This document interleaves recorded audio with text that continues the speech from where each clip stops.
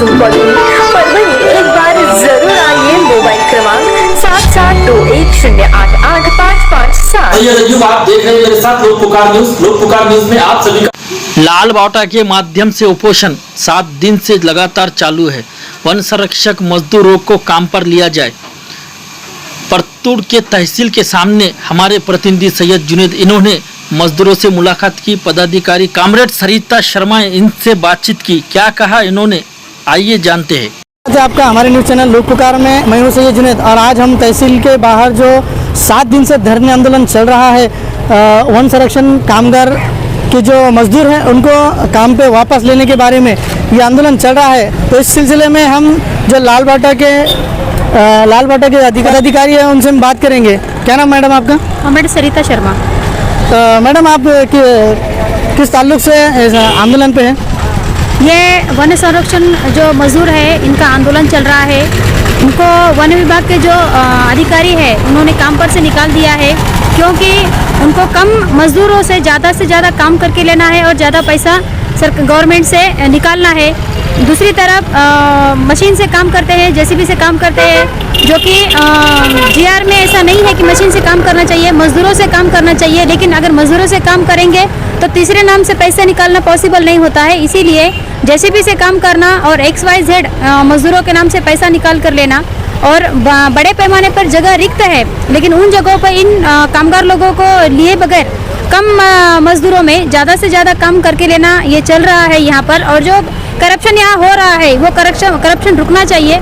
जिन 8 कामगार लोगों को वन संरक्षण क्षेत्र से निकाला गया है उनको दोबारा से काम पर लेना चाहिए।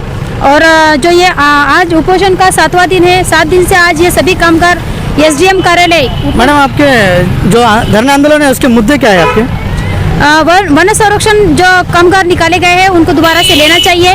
कितने मजदूर हैं वो? पूरे 8 मजदूर हैं जी। और वन विभाग की तरफ से जो भी कुछ काम हुआ है, पेड़ लगाने का, जेसीबी से खड्डे खोदने का, इसका पूरा सामाजिक लेखा परीक्षण होना चाहिए। इसकी पूरी तरह से उच्च स्तर पर इसकी चौकसी होनी चाहिए। तो आपके कोई अधिकारी आकर मिले हैं यहाँ पर कि नहीं मिले? जी, शुक्रवार के दिन इनके जो है वो जालना के अधिकारी आए थे, श्री पांडे सर। लेकिन उनका कहना था कि हम लोग हंगामी काम पर इन मजदूरों को लेने के लिए तैयार है। हंगामी काम मतलब हम लोग आज लेंगे और कल फिर से इन लोगों को घर पर बिठा देंगे, ये हम लोगों को मंजूर नहीं है। ये लोग कंटिन्यू 3-4 साल से काम कर रहे हैं और इन लोगों को कंटिन्यू काम पर लेना चाहिए। मैडम मजदूर का क्या बोलना है आप? मजदूर को यही बोलना है कि जेसीबी से काम नहीं होना चाहिए। जो कोरोना का पीरियड है, कोरोना के पीरियड में आज करोड़ों लोगों के हाथ का रोजगार खत्म हो गया है। जिन लोगों के हाथ में रोजगार है उनको काम पर से ना निकाला जाए। दूसरी तरफ वन अधिकारी जो मैडम है उनका कहना है कि हम लोगों ने कोर्ट के जो रिटायर्ड लोग हैं उन लोगों को हम लोगों ने इस काम पर लिया है। सरकार का ऐसा कोई भी नियम या GR नहीं है कि जो करंट चालू कामगार है उन लोगों को कम किया जाए और जो रिटायर्ड कोर्ट के जो कर्मचारी है उनको उस काम पर लिया जाए, ऐसा तो कोई नियम नहीं है। मैडम यहाँ के जो SDM साहब है, तहसीलदार मैडम है, कोई आए थे यहाँ पर देखने के लिए? जी, तहसीलदार मैडम तो नहीं आई, SDM सर भी नहीं है। हम लोग ही निवेदन लेकर गए थे। सर ने विभागीय अधिकारी है वन क्षेत्र के जो वरुड़े सर, उनसे फ़ोन पर बात हुई थी और उनके बोलने पर ही पांडे सर यहाँ पर मुलाकात देने आए थे। तो आप 7 दिन से यहाँ पर बैठे हैं, अभी तक परतूर के कोई अधिकारी आपसे मिले? जी नहीं, बिल्कुल नहीं।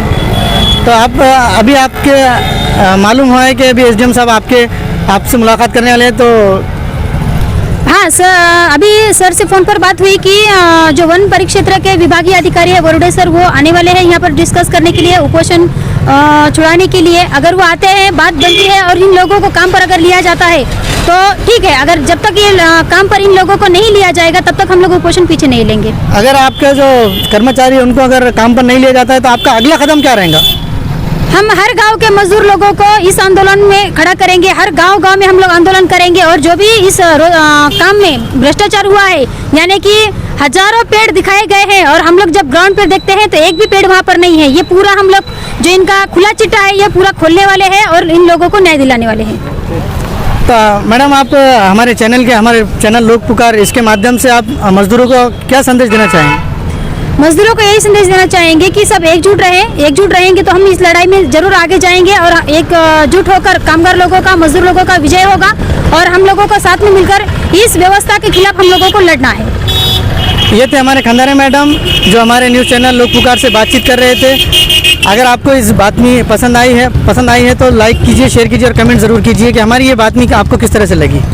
चलते हैं अगली खबर की तरफ। शेयर करें, लाइक करें, कमेंट्स करें और सब्सक्राइब करें, साथ ही साथ बेल आइकन को दबाएं ताकि आने वाली वीडियो। जालना के आरटीओ ऑफिस में जाहिर निषेध आंदोलन किया गया।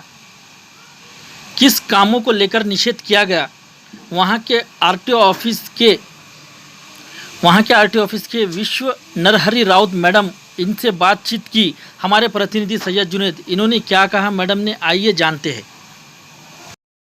जालना के आरटीओ ऑफिस में है और यहाँ पर एक जाहिर निषेध किया गया। जो रजिस्ट्रेशन जो गाड़ियाँ होती हैं उसके पासिंग को खासगी किया गया। इसके चलते हुए आरटीओ ऑफिस के जो क्लर्क है उन्होंने कर्मचारियों ने निषेध आंदोलन किया है।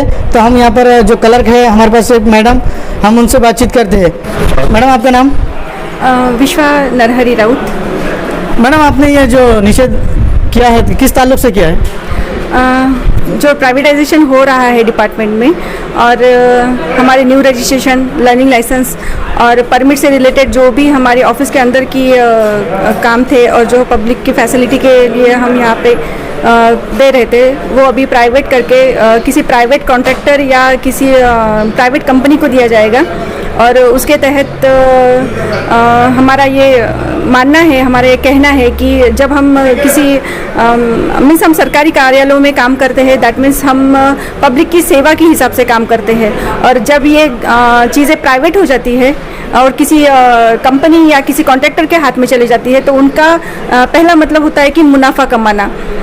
वो आरटीओ में बहुत भ्रष्टाचार है ऐसा बोल के आरटीओ को बंद करने की जो चल रहा है कोशिश, हो सकता है कि आगे चलकर यही कंपनियों के लोग या यही पूंजीपति अमीर बिजनेसमैन ये लोग ऊपर पैसा देकर अपने हिसाब से नियम बनवा लेंगे। और जबकि ये पब्लिक है और पब्लिक के लिए हम काम करते हैं, वो ख़त्म हो जाकर वो कस्टमर के हिसाब से आएंगे। फिर कस्टमर को किस तरह से लूटना है या कितने फीस लगाने हैं, कितने टैक्सेस लगाने हैं, सब ये उनकी रिस्पॉन्सिबिलिटी हो जाएगी। उस पर सरकार का कोई नहीं रहेगा।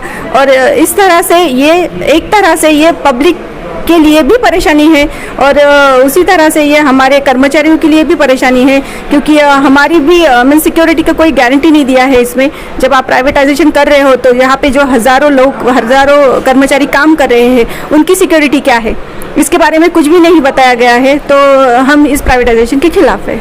आपका जो जाहिर निषेध है, तो अगर आपका मसला अगर हल नहीं होता है तो आप ये जारी रखेंगे या फिर उसको? हमारे अभी संगठना हमारी महाराष्ट्र कर्मचारी मोटार वाहन कर्मचारी संगठना हमारी मुंबई स्थित है, जहाँ के हमारे सर चिटनीस है सत्तापे सर और प्रकाश पाटिल हमारे अध्यक्ष है संगठना के। और मध्यवर्ती कर्मचारी संगठना उनका भी सपोर्ट है हमको। और आरटीओ के भी तांत्रिक जो अधिकारी है उन सब का भी सपोर्ट है और उनकी तरफ से भी ये प्राइवेटाइजेशन को विरोध ही है। और वो हम अभी तो हम सरल और संवैधानिक तौर पर हमारा आंदोलन कर रहे हैं।